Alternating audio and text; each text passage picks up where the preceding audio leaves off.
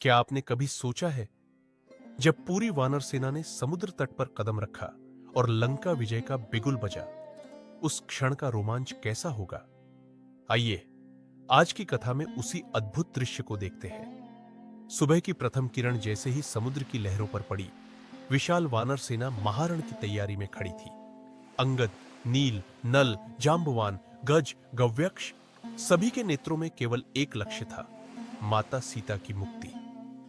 हनुमान जी श्रीराम के पास आए और विनम्र होकर बोले, हे प्रभु, अब विलंब न कीजिए, हमें आज ही लंका प्रस्थान करना चाहिए। श्रीराम ने समुद्र की ओर देखा, अथाह गर्जन करता, मानो स्वयं इस धर्म युद्ध का साक्षी हो। श्रीराम ने पूरी वानर सेना को संबोधित किया, हे वीरों, यह युद्ध केवल सीता जी की रक्षा के लिए नहीं, बल्कि अधर्म के अंत और धर्म की स्थापना के लिए है। इन वचनों से वानरों में ऐसा जोश भरा कि उनके गर्जन से समुद्र की लहरें और ऊंची उठने लगी। वाल्मीकि रामायण के अनुसार नल और नील को विशेष वरदान था कि उनके फेंके हुए पत्थर जल में डूबते नहीं।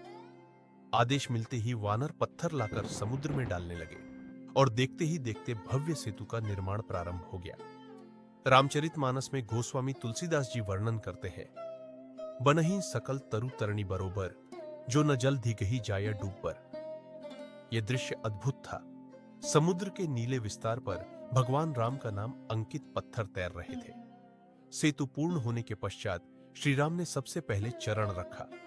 वह क्षण इतना पावन था कि समुद्र की लहरें भी शांत हो गई।